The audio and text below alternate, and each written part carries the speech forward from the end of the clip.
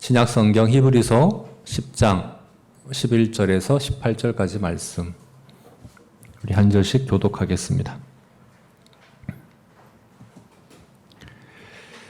제사장마다 매일 서서 섬기며 자주 같은 제사를 드리되 이 제사는 언제나 죄를 없게 하지 못하거니와 오직 그리스도는 죄를 위하여 한 영원한 제사를 드리시고 하나님 우편에 앉으사 그 후에 자기 원수들을 자기 발등상이 되게 하실 때까지 기다리시나니 그가 거룩하게 된 자들을 한 번의 제사로 영원히 온전하게 하셨느니라.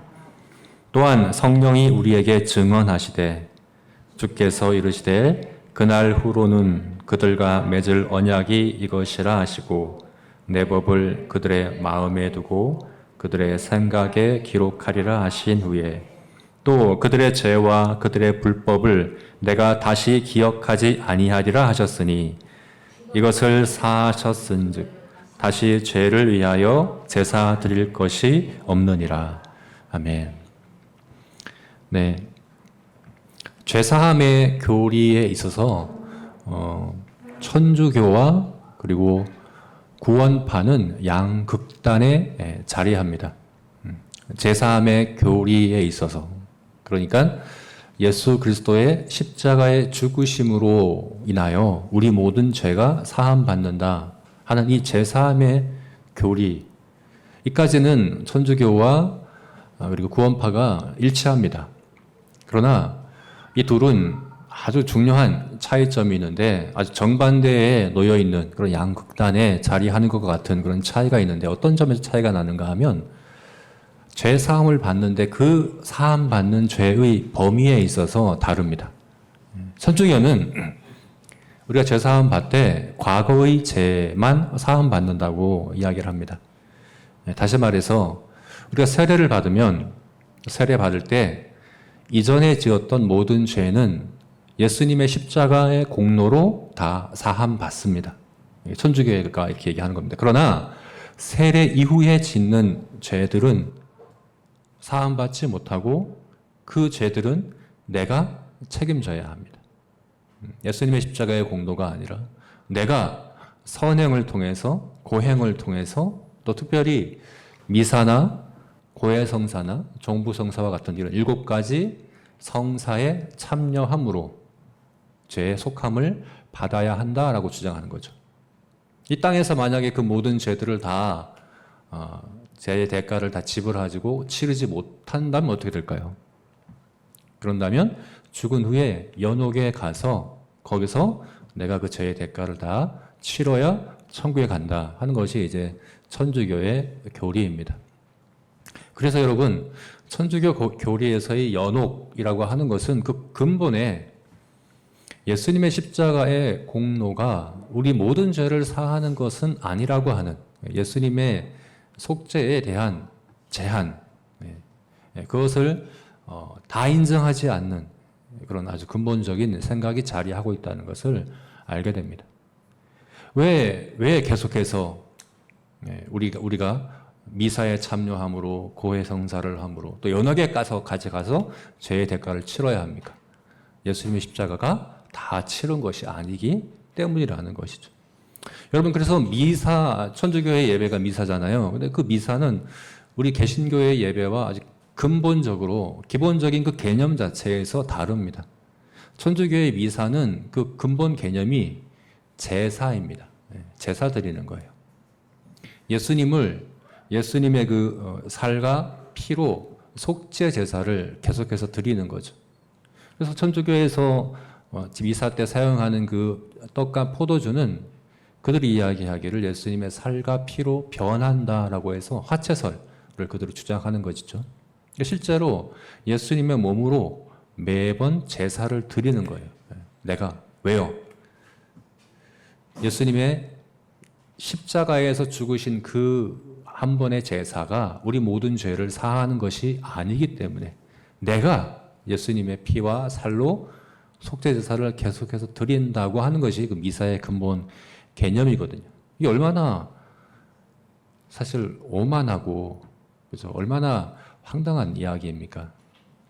우리가 어떻게 감히 예수님의 그 성체를, 예수님의 몸과 예수님의 피를 가지고 찢어서 매번 제사를 드립니까? 한번 십자가에 달신 주님을 계속해서 내가 죽임으로, 내 힘으로, 사실은 이건 내 공로예요. 예수님의 공로가 아니라 내 공로로 내 죄에 속함을 받는다고 하는, 그래서 천주교에서는 그 성사에 참여하는 것이 구원에 있어서 아주 절대적인 그런 것이죠. 그에 참여함으로 구원을 받는다는 것이기 때문에 그렇습니다. 이렇게 천주교의 속죄 교리는 그 속죄함 받는, 우리 제사함 받는 그 죄의 범위를 과거의 죄로만 이렇게 제한하는 것에 있어서 그 천주교의 교리, 속죄 교리의 특징이라고 할 수 있겠죠. 그런가 하면 대표적인 우리나라의 이단 가운데 하나인 구원파도 속죄 교리에 있어서 그들의 이제 속죄 교리를 아주 강조하거든요. 구원파는 여러분 그 지하철이나 버스에 보면 예전에는 그런 광고들이 있었어요. 박옥수 목사 뭐 집회 그러면서 그 제목이 뭐냐면 제사함과 거듭남의 비밀 뭐 이렇게 제목이 붙어 있죠. 그 구원파의 교리의 아주 핵심, 그 중심에 놓여 있는 것이 속죄 교리입니다. 그런데 이 구원파의 속죄 교리는 천주교와 아주 또 다른 극단에 놓여 있는 것이라고 할 수 있습니다. 천주교는 속죄의 그 교리에 있어서 그 죄를 속하는 것을 나의 일로, 나의 책임으로 주장하는 것이 천주교라고 한다면 구원파는 정반대입니다. 그래서 구원파는 예수님의 속죄가, 예수님께서 십자가에 죽으신 그 공로로 인하여 우리 모든 죄가 사함 받는데 과거와 현재와 미래의 모든 죄까지 사함 받는다라고 가르치는데 이것은 사실 우리와 동일하죠. 우리도 그렇게 믿습니다. 성경이 그렇게 말씀하고 있습니다. 과거의 죄만이 아니라 지금 우리가 짓고 있는 죄, 그리고 앞으로 지을 죄까지, 우리가 아직 짓지 않은 죄까지 예수님의 그 십자가의 죽으심은 우리 모든 죄를 사함받게 하는, 그것이 바로 예수님의 속죄입니다. 이것을 구원파는 고백합니다. 그러나 여기서 또 다른 극단으로 치우치죠. 어떻게 치우칩니까? 그래서 회개할 필요가 없다는 겁니다. 왜요? 이미 우리 죄가 다 사함 받았기 때문에, 앞으로 지을 죄까지 사함 받았기 때문에. 사실은 죄를 짓기도 전에 죄 사함이 먼저 있었다는 거죠. 그래서 이미 사해진 죄를 사해달라고 구하는 것은 불필요한 거죠. 이미 사해진 죄를 또 사해달라고 구하는 것은 사실 불신앙에 해당하는 거죠. 사해졌다는 것을 믿지 않는 것이니까. 그래서 구원파에서는 회개가 불필요하다. 오히려 회개하지 않는 것이 믿음이라고 이야기를 하죠.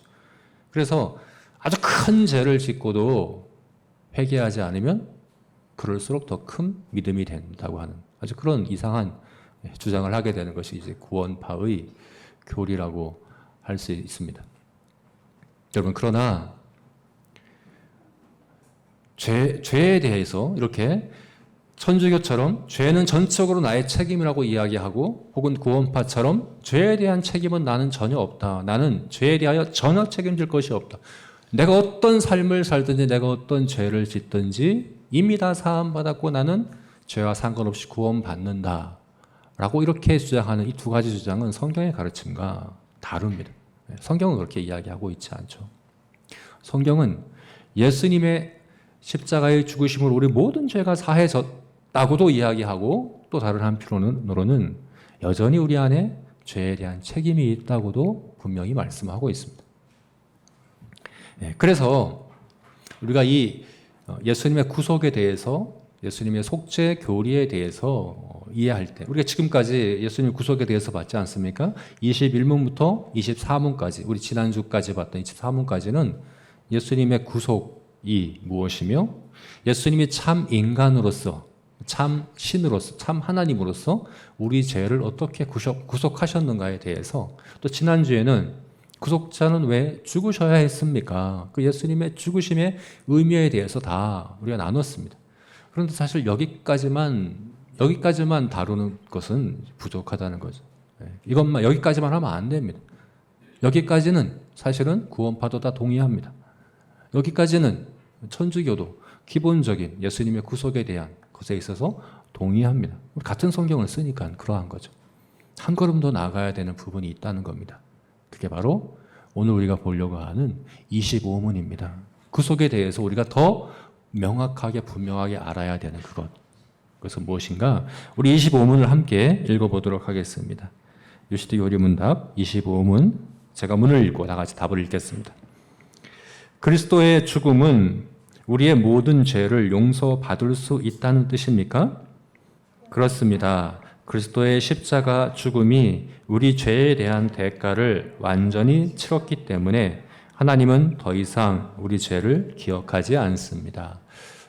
그리스도의 죽음은 우리의 모든 죄, 그러니까 모든 죄라는 것은 과거와 현재와 미래 우리의 모든 죄, 우리 죄 중에 일부가 아니라 죄 중에 어떤 특정한 죄가 아니라 모든 죄를 사함받을 수 있다는 뜻입니까?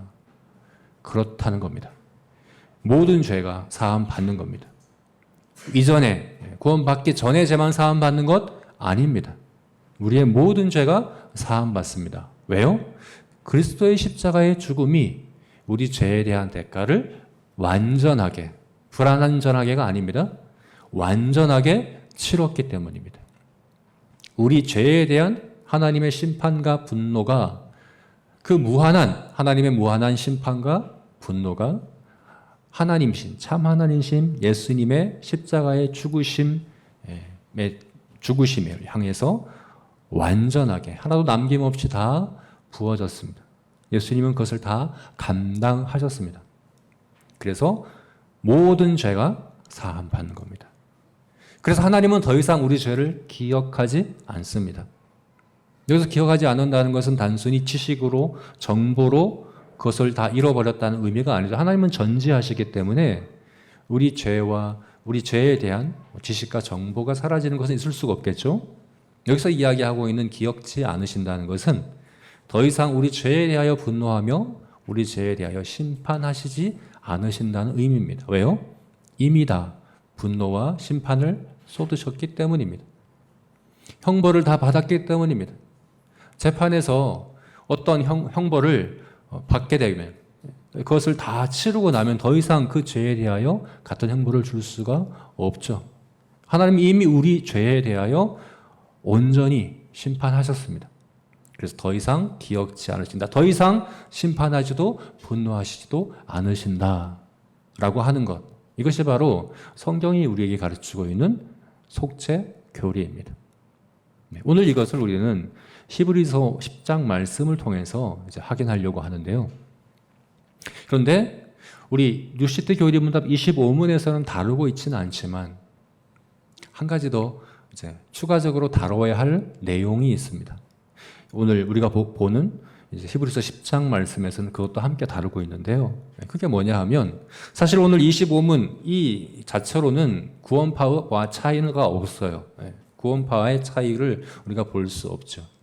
그런데 이 속죄 교리를 이야기할 때에는 반드시 죄에 대한 우리의 책임도 함께 이야기를 해야 합니다. 그것이 성경의 논리입니다. 우리 지난주 24문을 통해서도 그것을 볼 수 있죠. 24문의 질문이 뭐였습니까? 구속자는 왜 죽으셔야 했습니까? 우리를 죄의 힘과 형벌에서 구하시기 위해서입니다. 라고 대답했죠. 죄의 형벌에서만이 아닙니다. 죄의 힘에서도 구하시기 위하여 예수님이 죽으셨습니다. 그래서 예수님의 구속은 단순히 죄 사함만이 아니라 죄 죽임에 대해서도 이야기를 하고 있습니다. 성경의 논리가 그렇습니다. 단순히 죄 사함만이 아니라 죄 죽임도 그것을 위해서도 예수님께서 십자가에 죽으셨다라고 분명히 말씀하고 있죠. 그래서 25문 자체만으로는 죄 사함만 이야기하고 있지만 오늘 우리가 보고자 하는 히브리서 10장 말씀에서는 그 죄 사함과 함께 죄 죽임에 대해서도 우리에게 이야기해 주고 있습니다. 여러분, 죄 사함은 우리의 죄가 하늘 법정에서 다뤄지는 것이죠. 우리의 과거와 현재, 미래 모든 죄가 하늘 법정에서 하나님의 심판과 진노가 다 내려지셔서 우리의 죄에 대하여 더 이상 심판과 분노를 내리실 것이 없다. 더 이상 기억지 않는다. 라고 법적으로 객관적으로 선고된 것. 이것이 바로 죄 사함의 교리라고 한다면, 죄 죽임의 교리는 죄가 하늘 법정이 아니라 우리들 마음 안에서 다뤄지는 것이죠. 이것은 죄 사함이 아니라 죄 죽임의 문제입니다. 이것은 죄의 형벌이 아니라 죄의 힘에 대한 것입니다. 죄의 세력에 대한 것입니다. 죄에 대한 형벌은 하늘 법정에서 다뤄질 수 있지만 죄에 대한 죄의 그 세력, 죄의 힘에 대하여는 우리들 마음 안에서 다뤄져야 하는 것입니다. 그리고 이것은 죄 사함 받은 자들이, 지금 우리의 구원 받은 우리들이 계속해서 감당해야 될 죄에 대한 책임과 의무입니다. 성경은 이 두 가지를 함께 이야기를 하고 있다는 것을 우리가 기억해야 합니다. 그래서 오늘 우리가 읽은 히브리서 10장 11절부터 18절까지 말씀을 통해서 이 두 가지 내용을 우리가 보려고 합니다. 먼저 죄 사함에 대해서는 11절과 12절 그리고 17절과 18절 말씀을 통해서 우리에게 보여주고 있습니다. 처음 두 절과 끝에 두 절, 이 처음 두 절과 마지막 두 절을 통해서 죄 사함의 교리에 대하여 우리에게 가르쳐주고 있습니다. 그리고 가운데 부분인 13절부터 16절까지 말씀을 통해서 죄 죽임에 대해서 우리에게 이야기해 주고 있습니다. 예수님의 죽으심으로 말미암아 죄의 형벌만이 아니라 하늘 법정에서만이 아니라 우리 마음 안에서 죄의 세력을 죽이시는, 정복하시는 그 일을 어떻게 하고 계시는가에 대해서 13절부터 16절까지 말씀해서 우리가 볼 수 있습니다. 우리 이것을 차례대로 자세히 함께 살펴보겠습니다. 먼저 죄 사함의 문제입니다. 죄의 형벌에 대한 문제, 하늘 법정에서 죄가 다뤄지는 문제, 11절과 12절, 17절과 18절 말씀입니다. 우리 다시 한번 이 말씀들을 읽어보겠습니다. 먼저 17절, 12절, 11, 12절 함께 한 목소리로 읽어보겠습니다.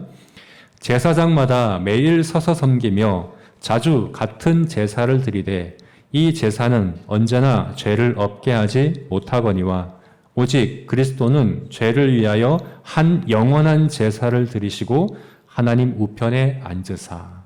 17, 18절 또 읽겠습니다. 또 그들의 죄가 그들의 불법을 내가 다시 기억하지 아니라 하셨으니 이것들을 사하셨은즉 다시 죄를 위하여 제사 드릴 것이 없느니라. 네.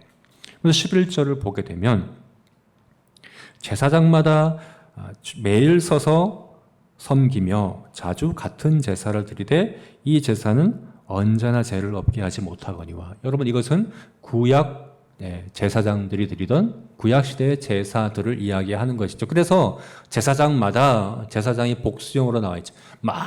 수많은 제사장들이 필요했습니다. 계속해서 제사장들이 세워져야 했습니다. 왜 그렇습니까? 그들은 부족하고 연약한, 그들은 완전한 제사장들이 아니기 때문에, 그들에게는 한계가 있기 때문에 수많은 제사장들이 필요했고, 또한 자주 제사를 매번 계속해서 드리는 수많은 제사가 필요했습니다. 왜 그렇습니까? 그 제사도 완전치 않아서, 그 제사도 우리를 사실은 뭐라고 얘기합니까? 죄를 없게 하지 못하기 때문에, 우리 죄를 사할 수 없기 때문에 수많은 제사를 드려야 했다라고 이야기를 합니다. 여러분, 구약에 드리던 구약 제사장들이 드리던 제사는 우리 죄를 속할 수 없습니다. 우리 죄를 사함받게 할 수 없습니다. 10장 3절 말씀을 보게 되면 이렇게 말씀하고 있죠. 그러나 이 제사드리는 해마다 죄를 기억하게 하는 것이 있거니와. 오히려 구약의 제사는 죄를 기억하게 합니다. 죄를 생각나게 합니다. 죄를 사실은 사함받게 하는 것이 아니라 우리가 어떤 죄인인가, 우리가 하나님 앞에 나가기 얼마나 부족한 자들인가, 그리고 이 죄에 대하여 하나님이 어떻게 심판하시는가, 이 죄가 얼마나 심각한 문제인가, 이 죄가 얼마나 위험한 일인가를 구약의 제사를 통해서 계속해서 기억하게 하는 것, 그것이 바로 구약 제사의 목적이었던 거죠. 구약의 제사는 그것 자체로 죄를 속할 능력이 전혀 없습니다. 그런데 여러분, 12절에서 뭐라고 얘기합니까? 오직 그리스도는 죄를 위하여 한 번의 영원한 제사를 드리셨다. 예. 죄를 위한, 죄 사함을 위한 한 번의 영원하고 온전한 제사를 드리셨다. 그것이 구약의 제사장들과 예수님의 차이다. 이렇게 우리가 말씀해 주고 있는 것이죠. 여러분, 구약의 제사를 제가 저번에 신장투석에 비유해서 설명드렸었습니다. 신무전증 환자는 신장이 제 기능을 하지 못하기 때문에 일주일에 3번 병원에 가서 투석을 해야 합니다. 피에 노폐물이 쌓이기 때문에 투석을 통해서 그 피를 걸러내는 일을 일주일에 3번씩 반복해서 계속해서 해야 합니다. 여러분, 그런데 이 투석하는 일이 얼마나 괴롭고 힘든 일인지 모릅니다. 저는 과거에 청년부 사역을 하면서 우리 청년 중에 그런 자매가 있었어요. 어려서부터 계속해서 일주일에 3번씩 투석을 해야 하는 그런 이제 자매님이 있었는데 너무 힘듭니다. 정상적인 생활이 불가능합니다. 학교도 제대로 다닐 수 없고 직장 생활도 못하고 심지어 교회 생활마저도 굉장히 제약이 있습니다. 얼마나 힘들어하는지 모릅니다. 여러분, 투석하는 일이 즐거운 일일까요? 기쁜 일일까요? 내 피가 걸러지는 거니까, 내 노폐물이 걸러지는 일이니까 기쁘게 감사하며 그렇게 투석을 받을까요? 아닙니다. 투석하는 일은 거듭하지만 그 자체가 얼마나 고역인지 모릅니다.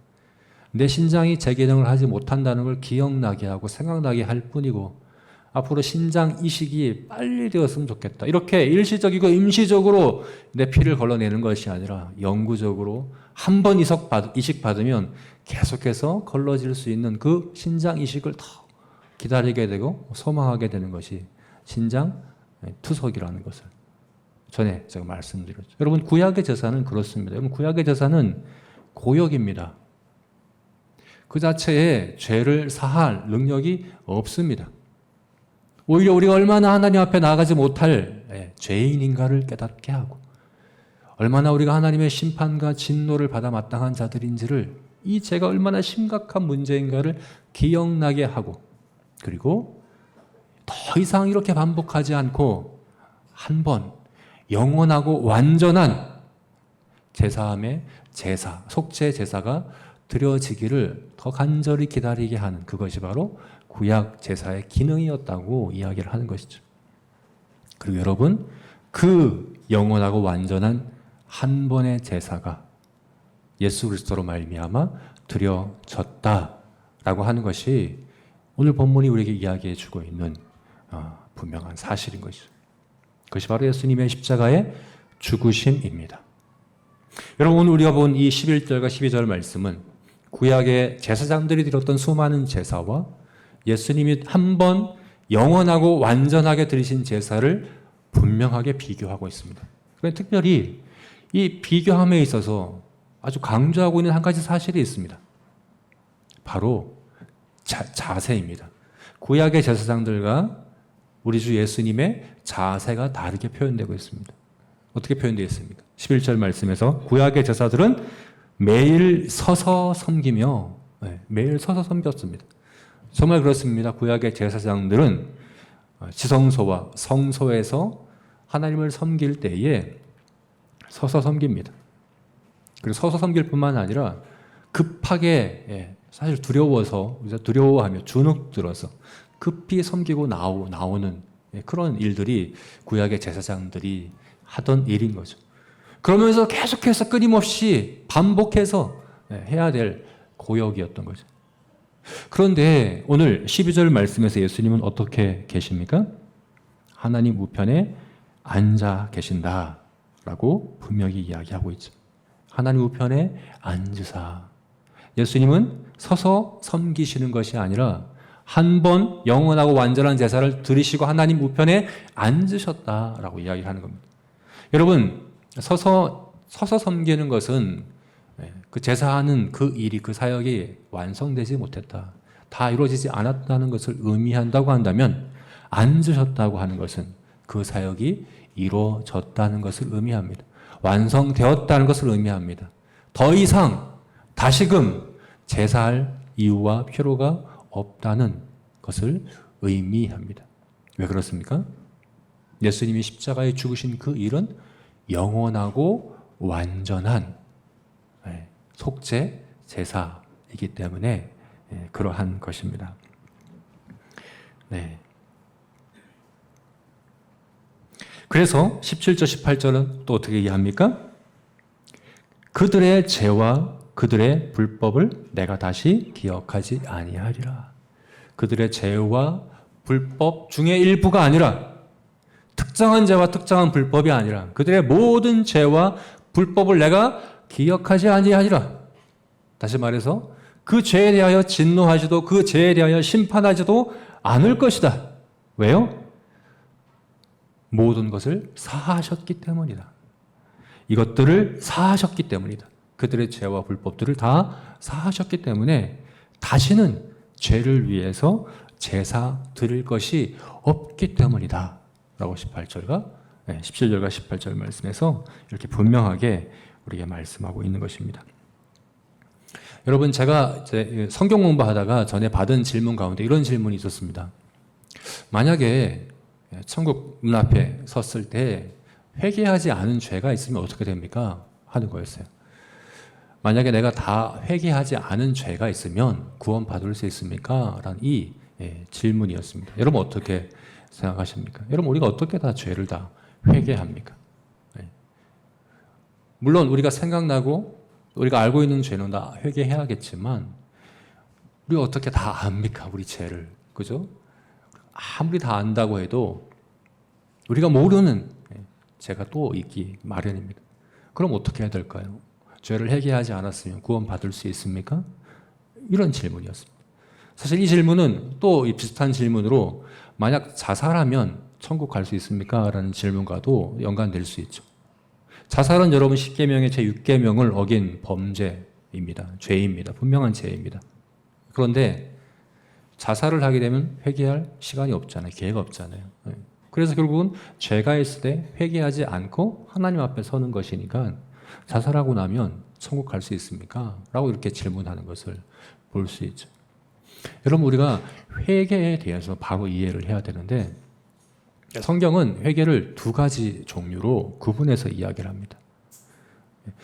사도행전 11장 말씀을 보게 되면 생명 얻는 회개라는 것이 있습니다. 생명 얻는 회개를 이방인들에게도 주셨다. 생명 얻는 회개, 이것과 이미 구원받은 우리들이 구원 얻은 상태에서 하는 회개는 다른 회개입니다. 이 둘을 구분하는 것이 필요합니다. 생명 얻는 회개란 처음 예수님을 믿을 때에 죄로부터 돌아서 우리 주님과 연합될 때에 회개하는, 그래서 우리가 일생에 한 번 하는 회개입니다. 이 회개로 말미암아 우리는 모든 죄에서 사함받게 됩니다. 이것은 우리가 회개해서가 아닙니다. 모든 죄를 회개해서가 아닙니다. 예수님과 연합되기 때문입니다. 예수님과 연합될 때, 믿음으로 연합될 때 객관적으로 2000년 전 십자가에서 그리고 하늘 법정에서 다뤄졌던 그 모든 죄에 대한 형벌과 심판이 주관적으로 나에게 적용되도록 우리가 예수님과 연합되는 것입니다. 그럴 때에 우리의 과거와 현재와 미래의 모든 죄는 하늘 법정에서 이미 해결되었다라는 것이 이 생명 얻는 회개를 통하여 얻는 죄 사함입니다. 여러분, 그러나 구원받은 우리들이 반복해서 거듭해서 해야 되는, 매일매일 해야 되는 회개가 있습니다. 여러분, 이것은 생명 얻는 회개가 아닙니다. 구원받은 자가 해나가는 회개입니다. 여러분, 이것은 죄 사함을 위한 회개가 아닙니다. 죄 죽임을 위한 회개입니다.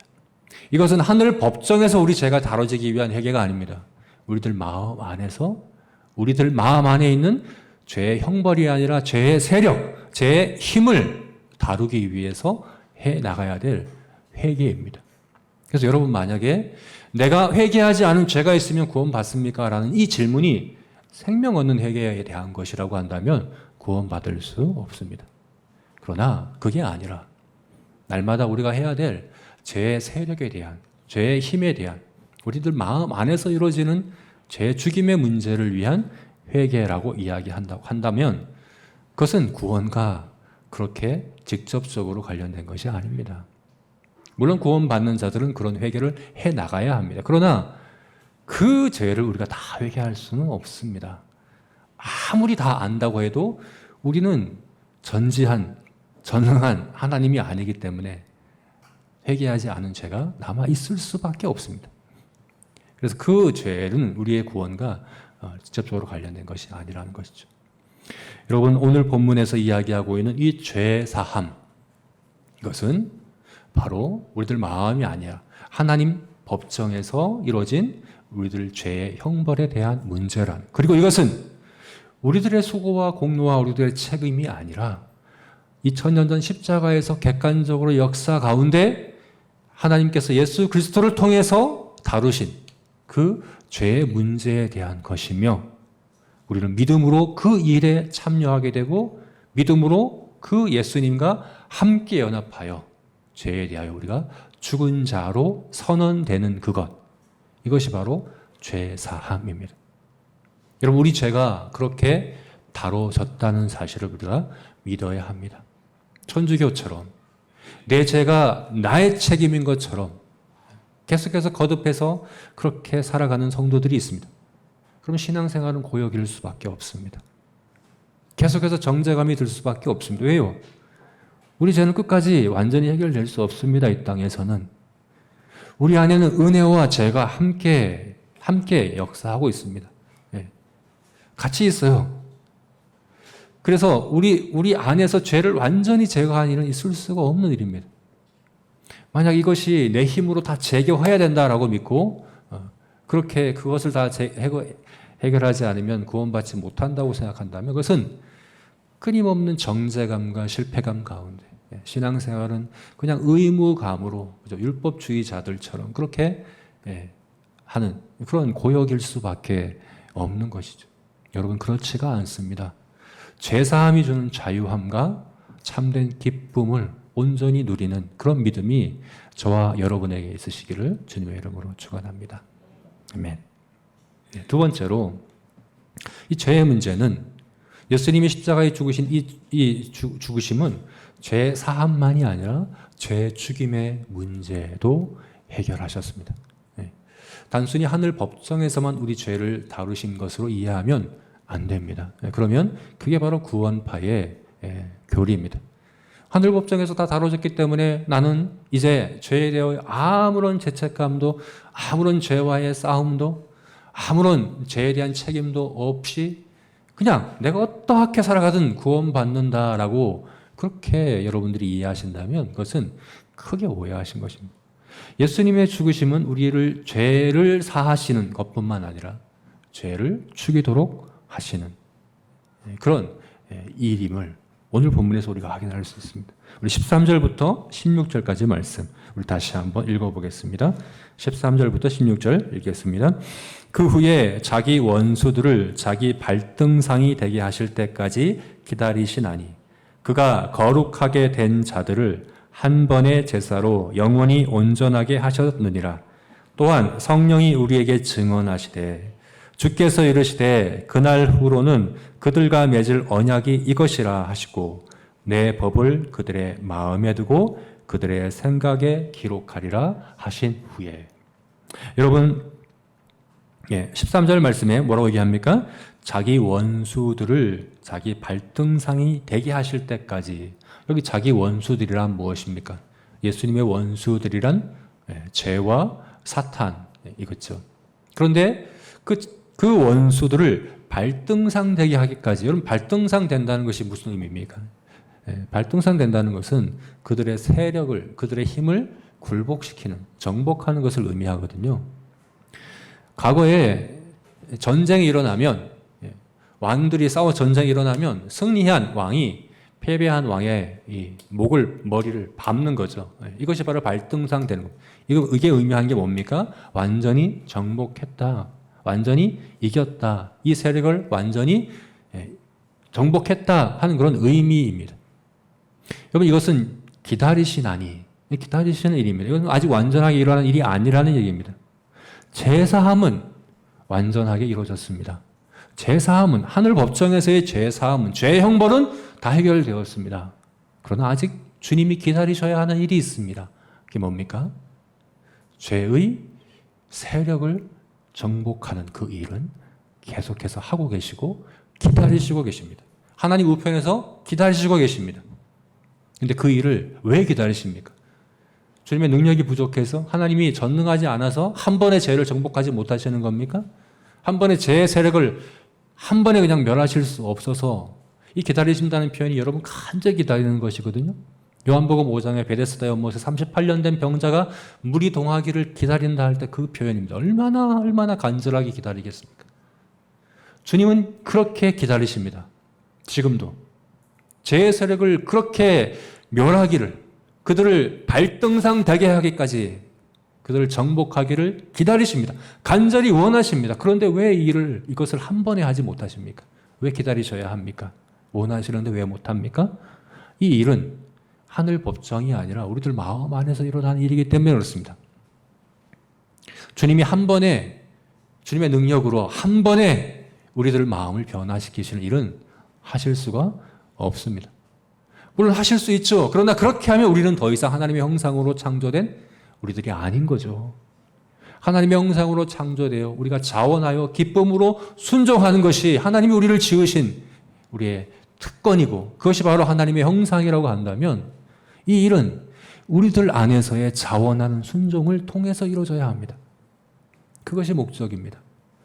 주님은 죄를 멸하시는 데 목적이 아니라 우리를 통하여 멸하시기 원하십니다. 여러분 이것이 가라지를 가만두어라 하신 이유입니다. 가라지를 멸할 권세가 있습니다. 능력이 있습니다. 그러나 가라지를 멸하다가 알곡이 다칠까 하노라. 알곡이 피해를 입을까. 그래서 그냥 두어라 라고 말씀하시는 거죠. 주님은 죄의 권세, 죄의 힘을 멸하실 수 있지만 이 멸하심이 단순히 죄를 멸하시는 것이 아니라 우리들 마음이, 우리들의 생각이, 우리들의 영혼이 그 일에 참여하여 우리들이 자원하여 그 죄의 권세에 굴복하지 아니하고 죄가 아닌 다른 새로운 주인을 우리의 주인으로 삼고 순종하는 우리들이 되게 하는 그것. 그게 바로 주님께서 간절히 기다리시는 것입니다. 그럼 그 일은 어떻게 일어납니까? 우리 15, 16절 말씀에 예레미야 31장 말씀에 예언되어 있는 새 언약에 대한 이 예언에서 우리에게 말해주고 있죠. 죄의 힘을 정복하는 그 일은 어떻게 이루어집니까? 우리들 마음 안에서 일어납니다. 어떻게 얘기합니까? 내 법을 그들의 마음에 두고 그들의 생각에 내 법을 기록하리라. 하나님의 법을 돌판이 아니라 옛 언약과 같이 돌판이 아니라 새 언약에서는 우리들의 마음에 우리들의 생각에 하나님의 율법을 기록하시겠다 하는 겁니다. 성령으로 말미암아 우리 안에 하나님의 마음에 하나님의 율법이 기록되게 하심으로 그래서 죄의 힘을 죄의 권세를 정복하게 하겠다라는 것이 바로 주님의 뜻이라는 겁니다. 주님은 그 일을 지금도 하나님 보좌 우편에서 하고 계신다는 것입니다. 여러분, 죄는 우리를 다스리려고 합니다. 지배하려고 합니다. 그런데 그 지배와 다스림은 우리가 순종하지 않으면 있을 수가 없습니다. 죄는 원래부터 우리를 다스릴 권세가 없기 때문에 불법입니다. 우리를 다스릴 그런 명분도 없고 그럴 능력도 없습니다. 우리는 죄의 다스림 받을 존재가 아닙니다. 그런데 우리가 죄의 지배 아래 있게 되는 것은 우리가 스스로 원해서 순종하게 되면 그렇게 되는 거죠. 그런데 이전까지 우리는 죄에 순종하는 죄의 종으로 우리가 그렇게 살았다는 거죠. 그런데 이제 성령께서 우리 안에 오셔서 우리 마음 안에 진리를 기록하심으로 하나님의 진리의 말씀을 율법을 기록하심으로 더 이상 죄에 굴복하고 죄에 순종하는 자들이 아니라 하나님의 율법에 하나님의 뜻에 의에 순종함으로 의의 종이 되는 은혜의 지배 아래에 있게 되는 우리들로 변화시켜 가시겠다라고 말씀하는 겁니다. 여러분, 이것은 점진적으로 이루어집니다. 그래서 사실 우리 14절 말씀이 우리 개역 개정 성경에는 그가 거룩하게 된 자들을 이렇게 표현되어 있죠. 그죠? 이렇게 번역되어 있지만 사실은 이것이 원문을 그대로 번역하게 되면 세번역 성경이 이것을 잘 번역했습니다. 세번역 성경에서는 이것을 어떻게 번역했는가 하면 그가 거룩하게 되는 사람들을 단 한 번의 희생자서로 영원히 완전하게 하셨습니다. 그러니까 거룩하게 되는 사람들, 거룩하게 되고 있는 사람들, 원래 이것이 의미입니다. 이것이 현재 진행형으로 원래 되어 있습니다.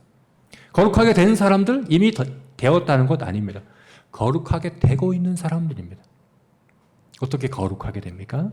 날마다 우리 안에 있는 죄의 힘을 죽임으로, 죄의 힘을 누름으로 그렇게 되어지는 것입니다.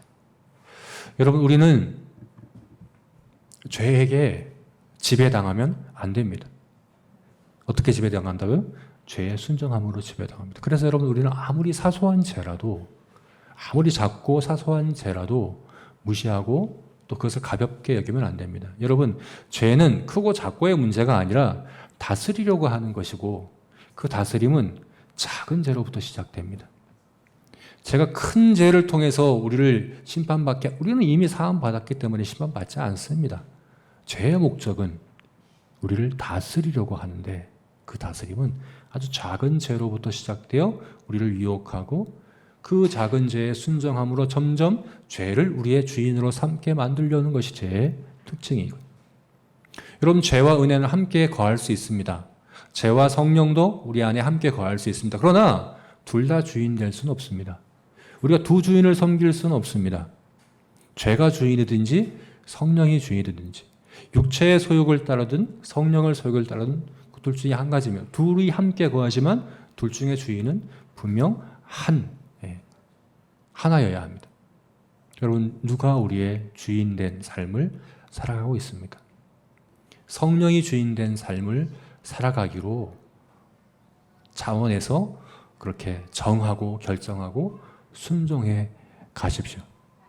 이것이 바로 예수 그리스도의 죽음으로 말미암아 우리가 누리게 된, 우리 주님이 하늘 보좌 우편에서 간절히 기다리고 계신 바로 죄의 권세와 죄의 힘을 우리 안에서 멸하시는 그 일을 우리를 통해서, 우리 안에서, 여러분, 이것에서 온 우주 만물이 회복되는 하나님의 그 거대한 그 뜻과 계획이 그 이루어지는 분명한 과정으로 우리에게 허락하신 특권이라는 것을 우리가 기억하는 저와 여러분이 되었으면 좋겠습니다.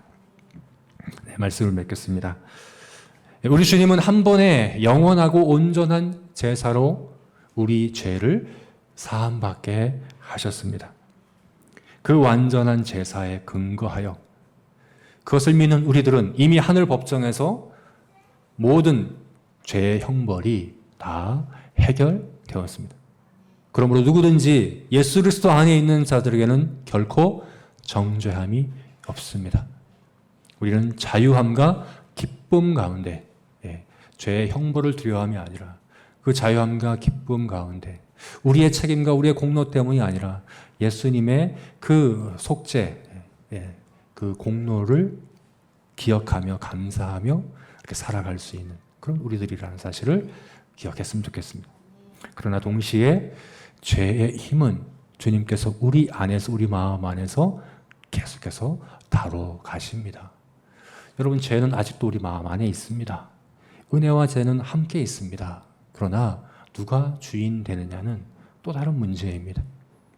우리가 누구에게 순종하느냐에 따라 그 주인이 결정됩니다. 죄는 불법으로, 거짓으로 우리를 다스리려고 하지만 우리 안에 새겨주신 진리를 통하여 죄는 더 이상 우리를 다스릴 수 없는 거짓 주인임을 우리가 기억하고 우리의 합당한 주인이신 성령께 우리 마음과 생각과 의지와 모든 우리의 삶을 의의 병기로 드리며 순종하여 드리는, 그래서 죄를 그 힘마저도 날마다 정복하고 이겨나가는, 날마다 거룩하게 되어져간 그런 우리가 되시기를 주님의 이름으로 축원합니다. 네, 함께 기도하시겠습니다.